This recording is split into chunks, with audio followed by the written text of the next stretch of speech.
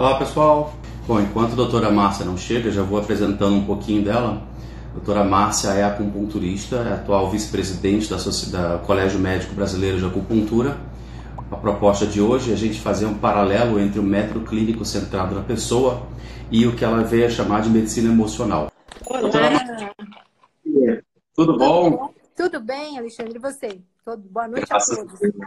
Márcia, enquanto você não entrava, eu tomei a liberdade de falar um pouquinho sobre quem você é e a proposta da nossa live de hoje.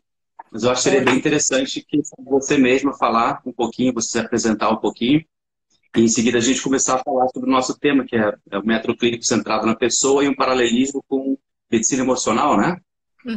Isso, exatamente, medicina emocional. O que a gente tem feito, eu sou da Universidade Federal de São Paulo, para quem não conhece, é o famoso Hospital São Paulo, que é um grande centro de atendimento, né, aqui em São Paulo, no qual foi o primeiro hospital que recebeu a acupuntura médica, né, desde 1990, e a gente tem esse ambulatório e tem um pronto-socorro de acupuntura, tá?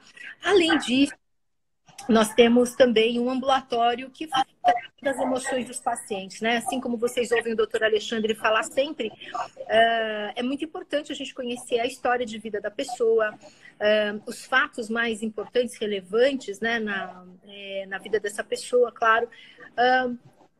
Onde ela trabalha, o que ela faz, se ela gosta, o relacionamento que ela está, quem foram os pais, como foi criado, tudo isso influencia muito, né, não só na formação da personalidade, mas da pessoa e na formação de doenças. E é isso que a gente estuda, é assim que a gente trata, né, os nossos pacientes lá, gratuitamente pelo SUS, tá? E a gente tem conseguido ajudar os pacientes ao longo de 5 anos aí de ambulatório, tá? Legal. Além do mais, eu sou pediatra, sou acupunturiatra, né? Sou de formação, sou pediatra também. A gente tem um ambulatório dos pequenos lá no Hospital São Paulo também. E eu acho que eu estava falando com o Alexandre, né? Que esse encontro foi um encontro muito produtivo, porque o pessoal da medicina de família realmente faz, né, toda o olhar, né, que eles têm muito parecido com o médico acupunturiatra, que é um método centrado na pessoa mesmo, né? A gente valoriza demais, né, as experiências de cada um, não é, Alexandre? Sim, eu acho que assim, a acupuntura, se você traçar lá para os primórdios dela, na origem dela, o acupunturista naquela época era mais ou menos o que o médico de família é na nossa cultura. Era aquele médico que cuidava de tudo e de todos um pouco a vida inteira, com os recursos que ele tinha, né? Então, assim, algumas coisas que na acupuntura me encantaram foi quando eu pude entender a relação do vento com um processo de ficar resfriado, ou do pé gelado na água com a cistite, aquelas coisas que os pacientes trazem para a gente, mas a nossa medicina tradicional não explica. Mas na acupuntura eu encontrei respostas para aquilo. Putz, foi um alívio no coração tão grande, entendeu? Que tinha uma coerência. Então, eu vejo uma semelhança e uma proximidade muito grande na essência do médico de família e do médico acupunturista. E isso que me encanta muito. Com certeza, com certeza. É interessante, conta uma lenda, né? Tá escrito aí nos textos antigos que a figura do médico, né? Antigamente, que obviamente não se chamava médico, mas sim você era um cuidador, né? De uma certa aldeia, ou de uma certa comunidade, e o teu papel como cuidador era não deixar a tua população, a tua comunidade adoecer, né? E toda vez que alguém adoecia, era talhada uma marca na tua porta. E quanto mais marca você tivesse, quer dizer que você estava deixando a tua população ali adoecer. Olha que interessante, né? Porque você estava falhando como médico, né? Olha que interessante. Caramba! E eu acho que a gente precisa resgatar um pouco disso, né? Não só os médicos, mas como os outros profissionais de saúde e a própria população, né? A gente tem que resgatar essa ideia do não adoecer, de manter a saúde, né? Prevenção. Exatamente. Existe um outro ditado que o professor Issal, que é nosso chefe, fala muito: esperar ter sede para cavar um poço pode ser tarde demais, né? Eu acho que isso também vai bastante desse aspecto preventivo da medicina antiga, que é também o que faz o médico de família, sem dúvida nenhuma. Eu acho que a ideia de hoje também, com o Alexandre, é falar o quê? A importância, né, desse olhar nosso centrado na história do indivíduo, né, Alexandre? Ontem eu fiz uma live com um farmacêutico que é PhD em farmacologia, e eu achei muito legal na fala dele. Ele falou assim: olha, eu como farmacêutico, eu sou muito mais de prescrever do que de estar favorecendo a farmacologia. Eu acho que a gente tem que parar de tratar sintoma e começar a tratar pessoas. Então, eu achei fantástico isso que ele falou. Sabe, um farmacêutico falar assim, eu achei muito legal. Com certeza, com certeza. Eu acho que se você. Eu vejo isso muito na pediatria, o qual tem os dois lados, né? Se por um lado o médico ele está prescrevendo demais, como você mesmo está falando, né? Como o colega falou, que a gente costuma prescrever sintomas, né? Então tem um remédio para febre, um remédio para dor, um remédio para tosse, sem a gente tratar realmente a causa. Porém, por outro lado, é uma expectativa das pessoas ir ao médico e receber um medicamento ou ser pedido um exame para eles, né? É a nossa cultura. A gente tem uma cultura muito instrumentalizada, né, da medicina, do diagnóstico, enfim. Porque, claro, antigamente, a gente não tinha acesso a isso. Era tinha dinheiro, né? Assim como eu sempre brinco que a história da mamadeira, né? Não era todo mundo que podia ter uma fórmula, pagar uma fórmula de leite, enfim, mamadeira e chupeta. Então, as pessoas, elas gostam disso, porque isso inconscientemente indica um status, mas tudo isso é uma grande manipulação, gente. Se você for olhar em todas as formas de medicina mais antiga, a cura, né, os medicamentos, enfim, os tratamentos, eles estão todos disponíveis na natureza, né? E a gente tem que resgatar isso. Você falou uma palavra que para mim é muito interessante, a questão da nossa cultura, né? Uma das coisas que a gente trata na medicina de família, uma das características básicas da medicina de família é exercitar a longitudinalidade, e que é acompanhar a pessoa do nascimento até a morte. E nesse processo trabalha muito a educação em saúde, ou seja, trazer para as pessoas o que a gente tem de melhor para oferecer. E o que eu estou na mesma unidade que eu estou trabalhando já tem 6 anos. E no início foi um pouco duro, um pouco difícil. As pessoas nunca tinham ouvido falar em acupuntura, nem sabiam o que era e tal. E aí depois de algumas vezes, tendo submetido eles a alguns agulhamentos, os pacientes já chegam, não, dá para botar umas agulhinhas de novo e tal. E aí você começa a ver aos poucos as pessoas mudando o seu paradigma, né? Não ficam tão preocupadas em tomar remédio, já procuram, quem sabe um chá, quem sabe um agulhamento, quem sabe algo parecido. Mas é uma coisa que eu acho que essas duas especialidades têm muita coisa em comum, muita coisa para agregar. Com certeza. E é uma forma muito barata, né, da gente poder trazer o paciente junto da gente, porque ele também participa, né, desse processo de tratamento dele. Você sabe que houve um projeto há vários anos atrás, Alexandre, não sei se o pessoal sabe, as meninas que são aí da Prefeitura de São Paulo, depois me ajudem, mandem um comentário aqui. A Prefeitura de São Paulo, ela escolheu alguns postos meio que estratégicos e meio que afastados assim dos grandes centros, e eles começaram a fazer com que a própria comunidade que frequentava esse posto de saúde, que eles tivessem uma horta de algumas ervas, e eles davam algumas, assim, tinham rodas de conversa que eles chamam, né? No qual eles ensinavam para que serve um alecrim, para que serve um boldo. E quando você precisasse, você podia ir lá no posto, colher ali o que você precisava, né? E fazer o seu chá em casa e tal. Eu não sei se esse projeto foi para frente. Infelizmente, eram só 4 postos, mas eu acho que isso realmente é apostar nessa desmedicalização, né, que a gente vem sofrendo. E trazer a antiga sabedoria popular, porque muito disso vem da sabedoria, né, popular. Isso aqui em Florianópolis tem bastante. Grande parte dos centros de saúde aqui tem hortas comunitárias e as práticas integrativas e complementares aqui são muito implementadas em Floripa. Então, é uma coisa que certamente inteira está falando e assim a população adora também. Bem legal, a receptividade é muito grande. A auriculoterapia também é outra coisa que o pessoal adora fazer aqui, é muito bacana de ver. A gente faz atividade em grupos também. Eu acho que tinha que ter no Brasil inteiro, né? Para começar a mudar um pouco esse perfil de medicalização excessiva, só se a gente oferecer algo melhor ou tão bom quanto, né? Com certeza, com certeza. Eu acho mais importante a gente levar informação também para as pessoas, né, Alexandre? Conscientização. A conscientização, exatamente. Que existe uma outra forma não tão agressiva, não tão medicalizada, né? Não tão cirúrgica, vamos até dizer assim, dessa forma, né? Porque quando um paciente ele chega a precisar de uma cirurgia, quer dizer que a gente falhou já em todas as outras etapas. O professor, nosso chefe, professor Issal, sempre fala o seguinte, é que a cirurgia ela é o fracasso da medicina, né? É o nosso ponto final ali, né? Quando a gente tem que chegar a fazer uma intervenção mesmo que tem que reparar cirurgicamente é porque a gente falhou mesmo em todos os outros processos anteriores, né? Que pena pra gente e para o paciente. Mas vamos lá, eu vou fazer um pouco o papel do advogado do diabo. Eu vejo, em grande parte também, às vezes o paciente não se compromete com o tratamento, né? Às vezes o que ele precisa fazer é fechar a boca, às vezes tem que parar de fumar, e o cara não quer. E aí, não dá para dizer que é culpa do médico. Com certeza, o que eu percebo é o seguinte, existe uma postura, né, do paciente, especialmente o paciente ocidental, do meio, né, do mundo ocidental, que fala, olha, agora eu tô aqui na tua frente, você que se vire para me tratar, né, ou seja, o médico... Aqui o meu problema, resolva. Você resolve, né? Sendo que realmente, né, o quanto ele está disposto a mudar, né, os seus hábitos e etc. Todo ser humano é um pouco preguiçoso, né? A gente quer ficar na nossa zona de conforto, né? Segundo, né, o que você falou é bastante interessante. Por que é tão difícil parar de fumar ou conseguir fazer uma dieta ou, enfim, parar de beber, né?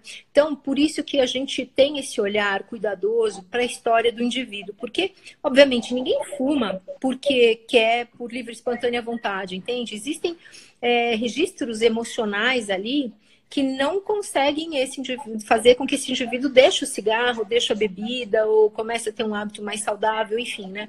E é por isso que a gente também tem que olhar para quem é esse indivíduo. Ele não é só a matéria, não é só o corpo, né? Eu já escutei algumas vezes, assim, N vezes, alguns pacientes assim, não, eu parei de fumar na marra, não precisei de remédio, não precisei de nada, e parei e nunca mais fumei, eu tenho cigarro na boca, eu tenho força de vontade. Enquanto tem outros que dizem, olha, já tentei de tudo, não consigo parar de fumar. E aí você fala uma coisa que de repente faz sentido, tem que ver o histórico deles, né? Como é que aconteceu essa história, o que o cigarro representa para ele? Com certeza. Com certeza. O número de mulheres, por exemplo, que começou a fumar foi muito grande, né? Mas por quê? Se a gente for voltar para o século passado, 1940, 1950, o tabaco, o cigarro, ele era visto como o quê? Como um símbolo de status, de poder, Independência, força. independência, força, né? Então, era muito chique você ver as mulheres, as pessoas fumando e as mulheres também, quando veio aquela coisa de vamos queimar os sutiãs e queremos igualdade, né? O homem com a mulher. A gente também se espelhou nisso, né? Então, eu sempre falo, no ambulatório de medicina emocional, a gente tem isso, né? Qual é o registro bom que você tem, mesmo que seja de um vício, né? Você associou ao fumar, né? Ou no caso, fumar ou beber, enfim, a um registro bom. Então, alguém que eu admirava fumava, ou alguém da minha família, ou meu pai, ou minha mãe fumava, ou aquela tia, enfim, né? Tem uma representação boa, uma simbologia, né? Que a gente diz boa em relação a isso, mesmo que seja ruim, tá? Então, a gente precisa olhar, né, para a história ali do indivíduo, porque senão não dá certo. Eu fiquei curioso agora, vocês têm um ambulatório de medicina emocional, é isso? Isso, exatamente. Por quê? Qual? Porque a própria medicina chinesa fala o quê? Ela dá muita importância para as emoções como fator de adoecimento, né? Sim. Então, o que o professor Isao fez, né? O Isao Yamamura, que é nosso chefe, fez? Ele aliou, ele compilou, na verdade, o que a gente tem mais de moderno, que é a nossa medicina neuropsicoimunoendócrina, que é, né, toda aquela parte do sistema límpico das emoções, e essa interpretação, ele fez essa associação com o conhecimento da medicina tradicional chinesa. Isso saiu uma teoria chamada Qi mental, Qi é energia e mental, né, seriam as emoções, e que a gente hoje está chamando de medicina emocional, que é um termo mais fácil para as pessoas entenderem. Então, a gente sabe que esses registros, né, de memória com conteúdo emocional, eles vão sendo gerados desde a vida intrauterina. Faz diferença se você veio de uma gravidez que foi programada, que foi desejada ou não, né? Então a gente precisa ver qual contexto esse indivíduo foi gerado. Muitas das vezes a mulher quer salvar o casamento, aí ela engravida. Ou ela não queria engravidar, engravidou e aí teve que se unir uma pessoa que talvez ela não quisesse e vice-versa, né? É muito comum os casais falarem, olha, aconteceu, né? E aí aconteceu a gravidez, né? E as pessoas acabarem ficando juntas e etc. O fato de você ser, enfim, primeiro filho, segundo filho, terceiro filho, se você foi desejado homem, desejado mulher, a gente tem uma premissa, né, que a gente considera que é todo o primeiro filho do casal desejado homem. Então, se você é primeiro filho e nasceu homem, ok. né? Você cumpriu essa expectativa. Agora, se você é primeiro filho, desejado homem, mas nasceu uma menina, né? Você não cumpriu essa primeira grande expectativa. Então, isso acaba modelando, acaba direcionando a parte mental e emocional dessa mulher, inclusive com uma sensação de que ela nunca vai cumprir uma expectativa, que é uma expectativa primária dela, que é cumprir o papel de ser homem, e ela nunca vai ser, né? E isso deleia aí, claro, todas comportamento, preferências, até o próprio funcionamento da psique dela, né? Então são mulheres que são assim mais ativas, mais guerreiras, elas batalham, elas são conquistadoras, executoras, por causa dessa parte mental mais masculina, porque ela está tentando corresponder aí ao sexo desejado. E com isso também ela pode ter mioma, infertilidade, cisto no ovário, questões ginecológicas, que também não adianta a gente só ficar tratando, seja com medicamento ou mesmo só com acupuntura. Olha que engraçado, né? A gente não vai conseguir tratar nunca se a gente não desfizer esse nó emocional que a gente fala, né? Nossa, eu estou encantado com o que você está falando aqui. Durante muitos anos, eu estudei o que ficou conhecido como medicina germânica. Eles tratam muito da simbologia do sintoma, para trazer a repercussão emocional que tem aonde que houve algum desequilíbrio na sombra da pessoa, aquele conceito de Jung, né? O que ela jogou para a sombra dela que vai ter que vir à tona na forma de sintoma. Então, isso é um assunto que eu já estou apaixonado de infância, e agora você está me dizendo que o doutor Issal colocou isso à luz da ciência atual, com a psiconeuroimunoendocrinologia, que é outro assunto que eu sou apaixonado. Nossa, eu fiquei encantado agora. Pois é.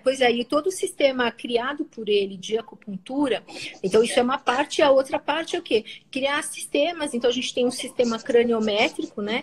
Que são pontos de acupuntura localizados no crânio justamente para modular o sistema límbico.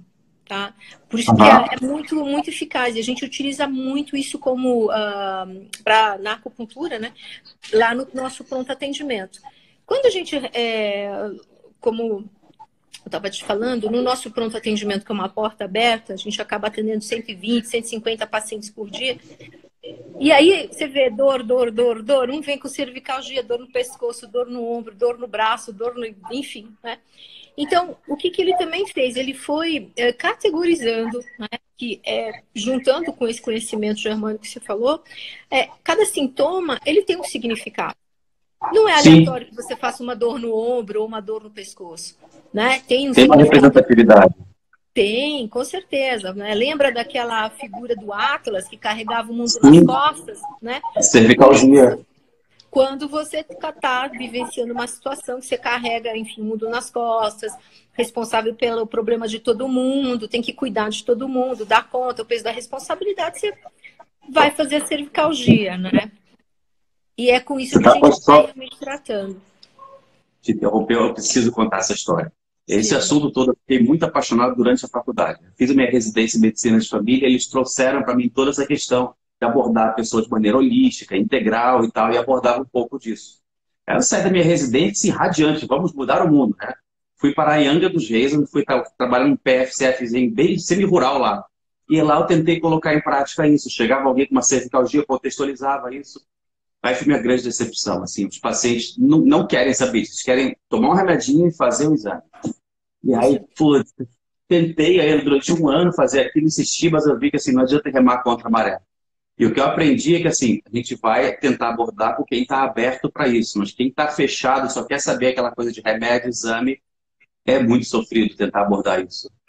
É verdade isso, realmente. Até porque a nossa cultura é muito imediatista, né? Você vê que um dos medicamentos que mais vende é o quê? Aquele tomou, melhorou na hora, né? Tomou, sumiu, né? Enfim. Agora, quando a gente começa a contar, a falar isso para o paciente, tem algo interno, instintivo dele que fala: gostei desse médico, esse médico está falando alguma coisa que foi de encontro com o que eu tenho aqui dentro. Eu vou experimentar, seja, enfim, acupuntura, terapêutica que for, sabe? Então é uma questão da gente poder levar a informação, seja hoje por meio das mídias sociais, seja por meio de entrevistas, do YouTube, seja lá o que for, mas o paciente, quando ele ouve a informação, isso vem de encontro com ele, sabe? Aqui dentro mesmo do coração ele fala: é verdade, eu não preciso tomar tanto medicamento assim, É verdade, todos nós temos um mecanismo de autocura, não é verdade? Nós temos mecanismos para se curar. Então, quando a gente está desequilibrado, a gente começa a apresentar dor, doença, etc. Mas, assim, não necessariamente a gente precisa de uma intervenção, né? É o que a gente fala, seja uma intervenção medicamentosa ou uma intervenção, às vezes, até da agulha da acupuntura. Às vezes a gente não precisa disso. Às vezes a gente primeiro precisa cuidar, olhar para si mesmo, né? Para ver como é que a gente está encarando, né, a vida, os problemas, etc. Porque senão é um ciclo vicioso, né? Não sei se você tem essa impressão, né, Alexandre? Às vezes você conserta uma coisa, aí outra coisa aparece. Aí você conserta outra, aparece outra coisa, né? Então a gente precisa ter esse cuidado mesmo, né? Para que a gente tenha um olhar ali mais tratar assim, de uma forma diferente. Mas me tira uma dúvida aqui. No pronto-socorro, vocês conseguem abordar essas questões?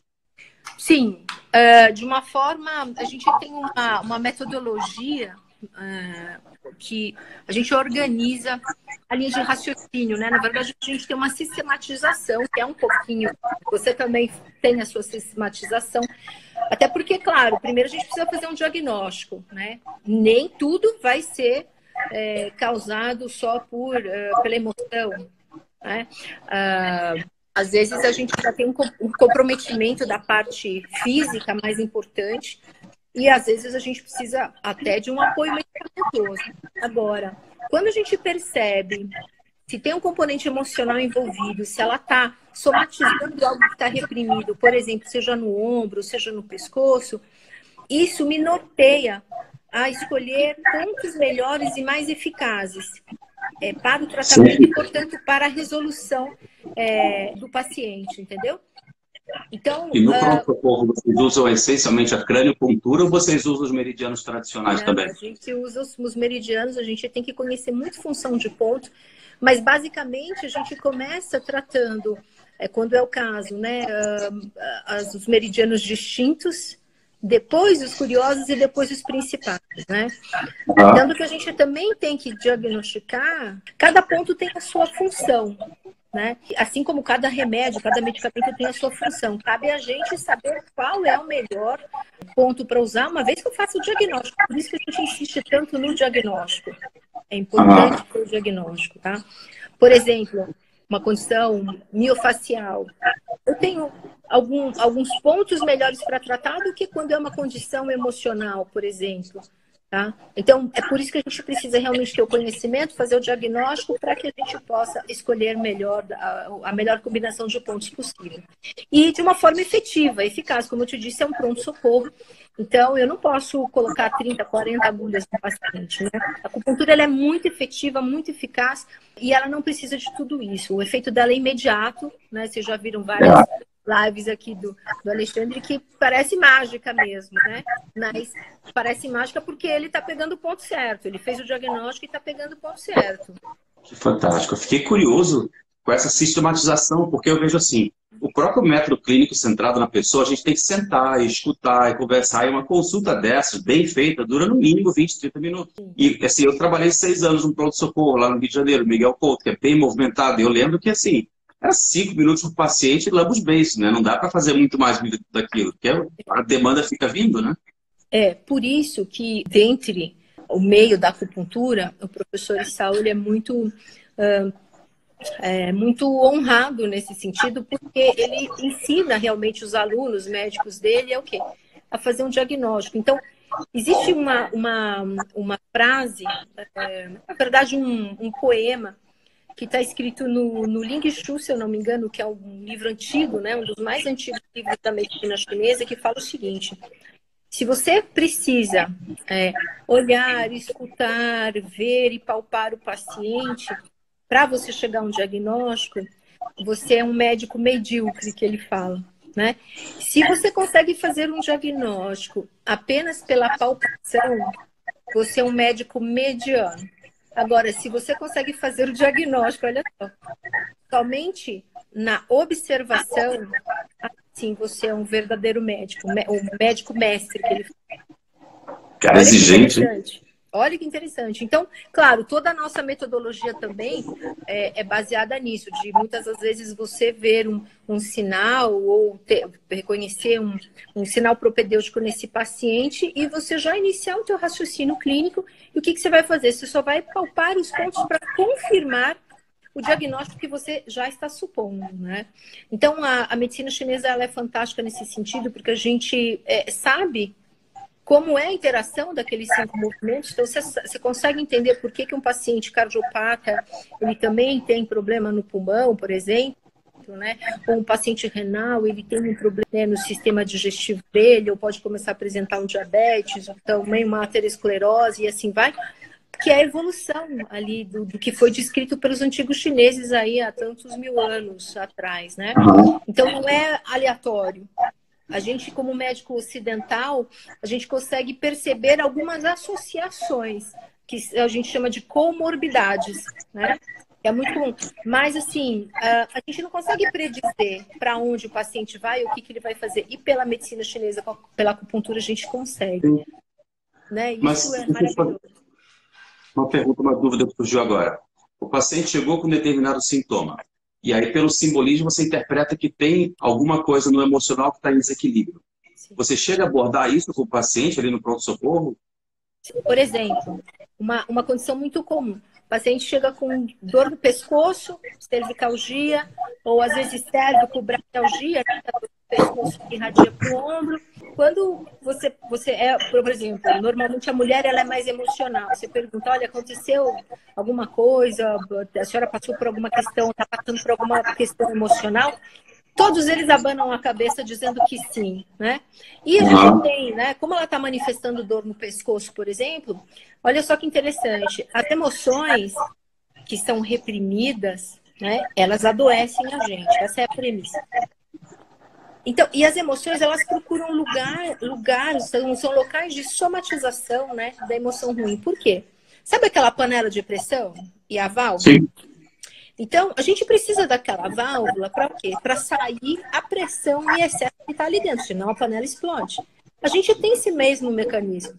Então, existem pontos intervertebrais no qual saem as emoções ruins. Olha que interessante. Cada local está associado com uma emoção. Então, por exemplo... Legal. Fala, pode falar. Para aproveitar esse gancho e fazer uma paralelismo que eu acho bem interessante. Então, o que você está me dizendo é a gente vai ajudar o paciente a esvaziar o excesso de pressão. O paciente é passivo.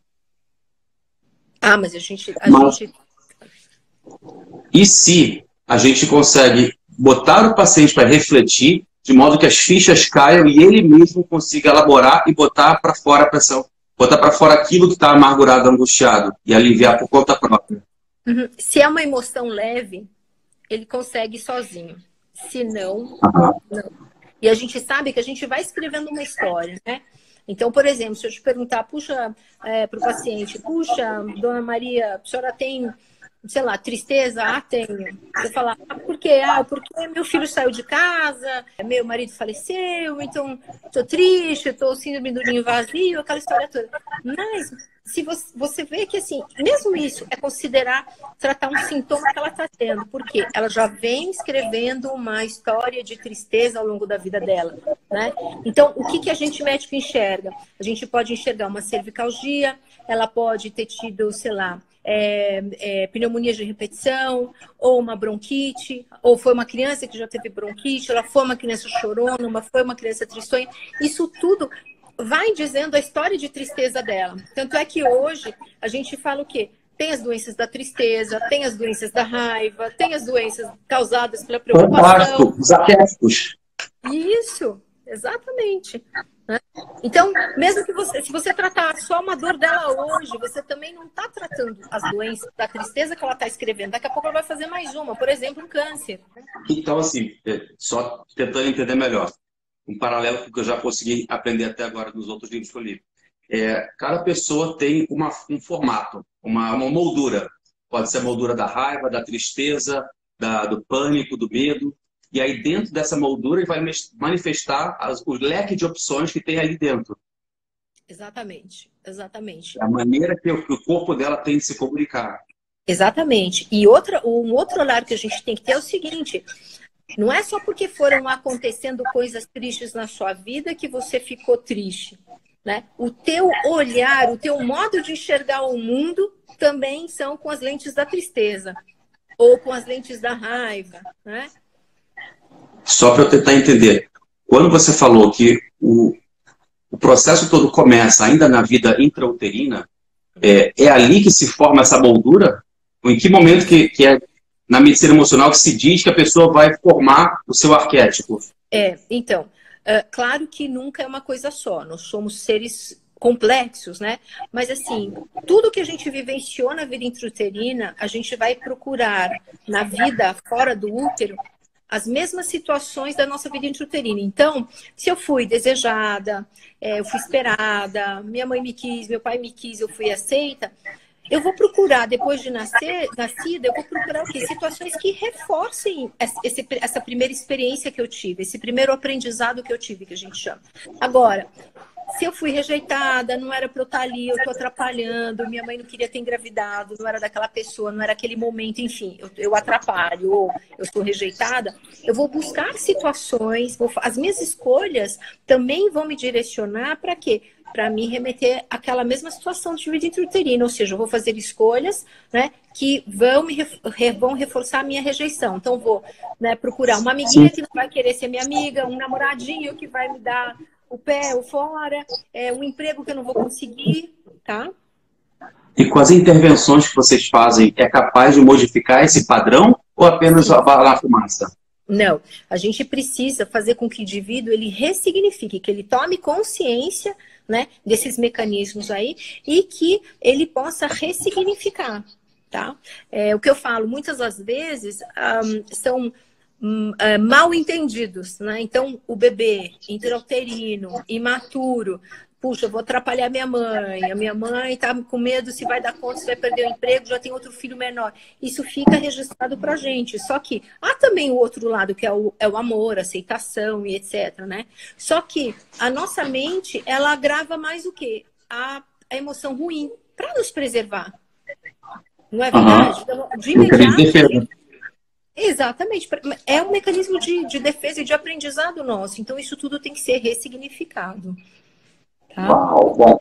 Outra coisa que eu pensei, essa conversa pode ir muito longe. Porque quando você fala que o processo todo começa na vida intrauterina, vai cedo ou tarde vir aquela pergunta. Então, quando que começa a vida? É na concepção? É na primeira respiração? É na fertilização?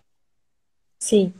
Então, a gente não dá, quando nós ensinamos, né, os médicos essa técnica, a gente não dá essa conotação religiosa de a igreja, cada religião fala uma coisa, tem o budista, o espírita que fala que a gente vem de encarnações anteriores, etc. Né? Outras religiões não. Então, o que a gente sempre fala é o seguinte, que cada coisa que você passa na tua vida, né, ela não é aleatória. Você nunca vai ser uma vítima, né, da situação. Da mesma forma como num evento, assalto, existe o ladrão, existe, mas existe você que é a vítima, né? É o encontro. Você precisou estar naquele papel de vítima e aquele ladrão, enfim, precisou estar naquele papel de te roubar. Então, sempre é um encontro, né? Da mesma forma como, todos os pacientes entendem quando a gente fala isso, você não veio aleatoriamente filho da sua mãe, filho do seu pai. Foi uma escolha, foi um acordo, né? Seja para aprender, seja para resgatar. Tem pessoas que chamam de karma, de dharma. Pode dar o nome que você quiser, mas não é aleatório, né? Então, a gente também participou, a gente também escolheu e combinou vir nessa família. E o mais importante, Alexandre, a gente poder lembrar as pessoas que o quê? 90% né, das doenças, elas vêm o quê? Dos relacionamentos interpessoais, entre as pessoas. Tá? O trabalho, você pode até ter, enfim, movimentos repetitivos no teu trabalho, você pode ficar estressado, mas, em geral, o trabalho ele não adoece. Ele pode até te cansar, te consumir, mas não é ele que te faz adoecer. O que faz adoecer são as relações pessoais. Você sabe disso. Encantado, Márcia. Estou adorando isso aí. Quanto tempo que é essa formação do medicina emocional? Para quem quiser fazer isso? São 8 meses, né? Que a gente tem um começando agora em maio. Tem um em Fortaleza. Fortaleza começa em maio e aqui em São Paulo também começa em maio. Tá? São 8 meses de formação. Você está super convidado, claro, né? É presencial ou dá para fazer à distância? Dá os dois. A parte prática do atendimento de pacientes, aí precisa fazer presencial, mas dá para você condensar, né? Mas toda a parte teórica dá para você ir acompanhando no online, sim, tá? Em que a gente vai dando uma série de informações, né? E vendo quando é que a gente começa a adoecer, a questão da vida intrauterina, a gente vai avaliando cada período aí, né? E as dores também, né? O nosso corpo, ele fala, né? Tem aquela velha história que o corpo fala. Né? Então, quando a boca acaba, o corpo fala, né? Mas é exatamente, né? Quando a gente reprime a emoção, a gente começa a adoecer. E mais importante que isso, acho que mais do que assim, puxa, eu passei raiva e fiquei calada, não pude falar. Mais do que isso, eu acho que é você não poder existir, né, como você é na tua essência. Aí isso faz o indivíduo adoecer mesmo. O motivo pelo qual eu estou encantado com essa tua fala é que finalmente encontro alguém que entende uma coisa que eu sou apaixonado. Eu vou te contar, assim, aconteceu comigo, no 6º ano da faculdade de medicina, eu estava estudando fazer a prova de residência, e na época eu tinha o hábito de fazer vários resumos, fluxogramas e pendurar na parede. Então, em determinado momento, meu quarto era papel para tudo quanto é lado. E um dia eu acordei, me espreguicei, eu senti uma dor aqui, perto do gradil postal, perto do mamilo. E aí, quando fui palpar, tinha um nódulo duro e dolorido. Aí eu entrei em pânico, né? Imagina, 6º ano da faculdade de medicina, sou pré-residência, vi um caroço do gradil postal. Liguei para um amigo meu, que ele é oncologista e trabalha no INCA, na unidade de câncer de mama. E ele entende muito bem dessa avaliação da questão emocional. E aí, quando eu comentei para ele, ele perguntou assim: você quer a versão biomédica ou zoroástica? Você é zoroástica. Ele só perguntou para mim: você está se preocupando muito com alguma coisa? Aí eu olhei para o meu quarto, tá, já entendi. Desliguei, tirei tudo, fui para a praia, tomei um show, fui para o cinema, no dia seguinte sumiu. Aí eu, sabe, assim, foi incrível e nunca mais apareceu. E a lição ficou. Por isso que eu vejo que é difícil explicar isso para alguém e a pessoa não achar que você é maluco ou que parou de tomar seus remédios, né? Com certeza, com certeza. Por isso que eu acho que a gente tem que munir o médico, né? Porque esse seu colega, ele teve essa sensibilidade, né? De tanto, enfim, conhecer, ele tem essa sensibilidade. Outro não, poderia te mandar, olha, vai lá fazer exame, né? Vai fazer uma biópsia. Vai fazer uma biópsia e tal. E você sabe que existe o ponto, né? CS1, que é bem aqui ao lado do mamilo, né? No graduado costal, que é um ponto do meridiano distinto, né? Do circulação sexo, né? Do chumbal que a gente chama. E esse ponto CS1, né? Que é aqui no quadrante lateral e superior da mama, é o local preferencial do aparecimento dos fibroadenomas de mama e também do câncer de mama como primeira apresentação, que é puramente emocional, né? Que legal! Entendeu? Então, assim, a gente sabe que, já que nós estamos falando um pouquinho de câncer de mama, né? Não é toda mulher que vai fazer câncer de mama. Você pode até ter o território genético, né? Aquela predisposição, se você tem o gene BRCA1, 2, etc. Mas não é toda mulher, né? Que de repente vai falar, agora vai fazer um câncer de mama, enfim, aquele anti-oncogene vai parar de funcionar. Não, existe além de um ponto zero aí de início, existe também um perfil, né, que é o perfil do paciente. Então, a gente tem o perfil do paciente oncológico, o perfil do paciente fibromiálgico, você sabe melhor que ninguém, né? O paciente que tem dor crônica. Então, a dor também ela é um sintoma, né? É uma manifestação ali. Então, a gente tem que entender qual é a história desse indivíduo, gente, porque senão, eternamente, a gente vai ter o paciente adoecendo. Espero que todo mundo que esteja assistindo aí tenha esse olhar aí para si também, né? Como eu escutei uma vez, uma comparação que eu achei fantástica. Quando a gente vê um quadro de Salvador Dalí, a medicina tradicional vai pegar aquele quadro, vai analisar a tinta, a estrutura química, molecular, a tela, quantos fios tem. E já essa medicina interpretativa vai olhar para a figura como um todo e vai ver o que essa mensagem está querendo me trazer. E aí vai tentar interpretar o que está por detrás daquele simbolismo todo. Então, uma coisa é o como, outra coisa é o porquê, né? Como que a pessoa ficou doente? O receptor tal se conectou à molécula estava. Por que essa pessoa ficou doente justamente agora? Aí é uma outra história. Com certeza, com certeza. E a gente não faz a doença que a gente quer, eu sempre falo isso. Que a gente quer que eu falo assim. Exatamente. Para manifestar algo que não está de acordo, né, aqui dentro, tá? Então, assim, cada sintoma, às vezes você está com uma dor aqui na TM. A gente, é a plaquinha, é porque eu mordo, porque eu isso. Nada, é porque você está segurando aquela fala que você quer gritar, enfim, quer morder e tal. Mastigação está muito associado à nossa agressividade e à nossa sobrevivência, inclusive. Sim. Né? Então, cavalo dado nos olhos dentes, né? Exatamente, exatamente. Então, popular. Com certeza. Olha, os conhecimentos da medicina que a gente tem, né, nas medicinas mais antigas, ela era o quê? Observacionista.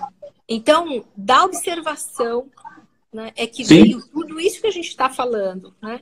Para chegar a fazer uma artrodese, né, isso quer dizer que isso já várias outros sinais aí. Exatamente. Então, claro, se chegou numa artrodese que muitas das vezes você tem que precisar de uma intervenção cirúrgica, sim, vá lá e faça. Ou você tem que operar de uma hérnia, vá lá e tem que fazer mesmo. Agora, tenha o cuidado de olhar para si mesmo e não achar que, puxa, foi uma fatalidade. Vocês acham que realmente, de repente, o osso começa a ficar de um jeito ou ficar de outro, assim, é porque eu sinto torto, porque eu carrego muito peso. Se fosse isso, ou os movimentos repetitivos, se fosse isso, todo mundo teria isso, e não é a verdade, né? E uma coisa que o professor Stalf também fala, Alexandre, não sei se você teve essa... Com certeza você tem essa percepção, né? Ele, como ortopedista, que era... Ele é ortopedista? Ele é ortopedista. Meu pai é ortopedista. Nossa, lá atrás, ele falava o seguinte, puxa vida, mas eu faço uma intervenção, faço uma cirurgia, um paciente vai bem, o outro não. Não tem a evolução que a gente quer. Você fala, mas tudo bem, existem gradações, níveis de acometimento diferentes. Você fala, não, mas puxa vida, o mesmo perfil de paciente, do mesmo jeito, com a mesma indicação, no mesmo estágio da doença, mesma técnica cirúrgica, por que um vai 100%, o outro não? Né? O que será que eles têm de diferente? Né? E por que para um a cirurgia foi muito bem e evolui super bem e para outros não? Então tem alguma outra coisa no meio do caminho que a gente não está sabendo lidar, né? Isso, a acupuntura, né, a medicina chinesa, ela explica boa parte, e se a gente coloca a questão emocional junto para entender a história desse indivíduo todo, aí você completa o 100% de compreensão, tá? Aproveitando aquela história da artrodese que falaram, eu tenho uma historinha que eu acho bem bacana. Quando a pessoa está dirigindo o carro dela, se de repente ela começou a escutar um barulhinho, ela tem duas opções. Ou ela para ver que barulhinho é esse, ou ela liga o rádio para não escutar. Aí daqui a pouco o carro começa a tremer. A pessoa abre a janela, sacudir tudo e ele não percebe. Daqui a pouco o carro para. Né? Se o barulhinho está dando sinal de que tem alguma coisa. Cabe a nós termos a sensibilidade de observar atentamente logo nos primeiros sinais para não ter que quebrar o carro e aí depois a gente vê o que está acontecendo. Né? Com certeza, com certeza. Nós, ocidentais, nós somos muito materialistas, né?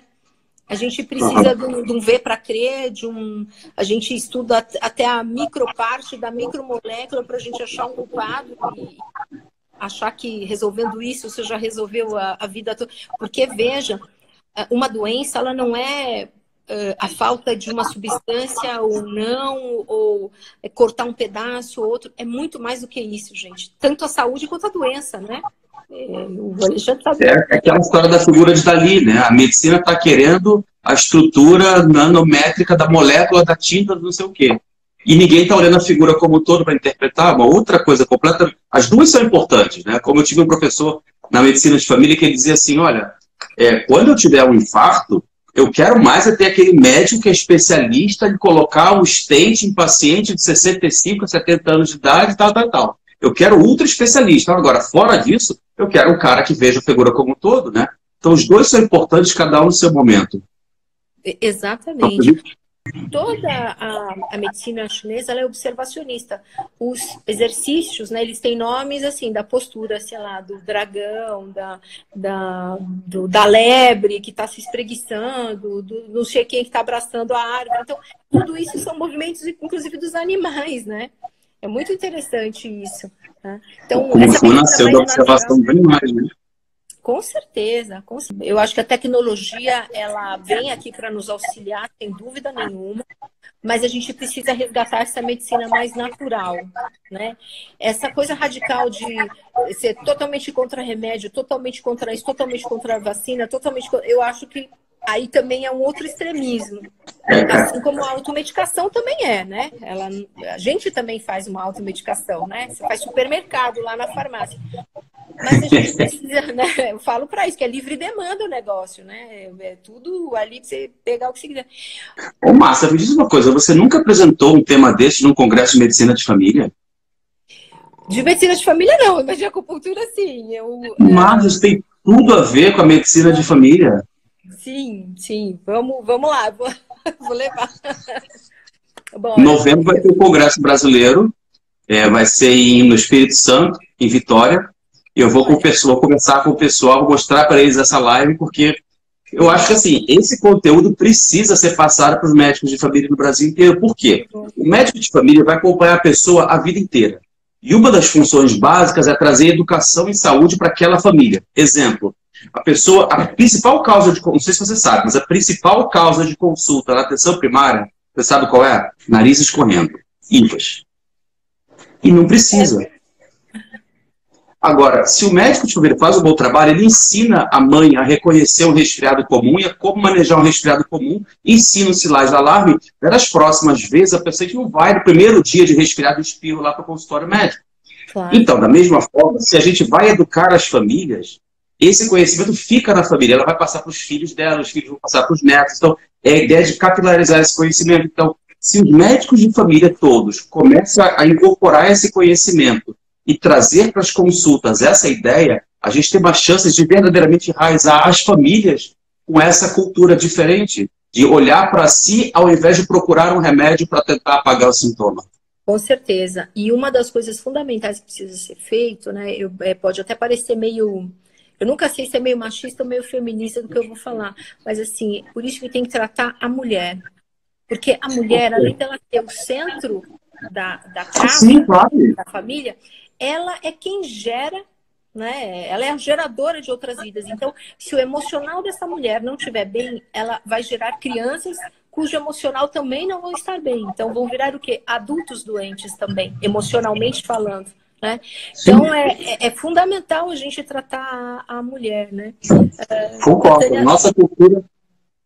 Márcia, olha só, minha pisada aqui agora. Nós temos mais 1 minuto e vai fechar a nossa sala. A gente está conversando, já tem quase 1 hora. Nossa, e o papo que é uma coisa boa, você nem percebe, né? Voa. Com certeza. Não, foi um prazer estar aqui. Obrigada pelo convite. Esse tema vai embora, né? Eu acho que tem muita coisa para se dizer mesmo. E o pessoal se interessa, né? Isso vem de encontro com algo que está aqui dentro, sabe? É o que eu sempre falo. O paciente, quando ele ouve, ele fala, é isso aí que eu tenho. É para isso que eu preciso olhar. Então tá, Márcia. Vamos nos falar mais tarde. Quero ter mais papo sobre isso. Com certeza. Muito obrigado, viu? Foi muito enriquecedor. Um beijão. Beijo. Tchau. Tchau, gente.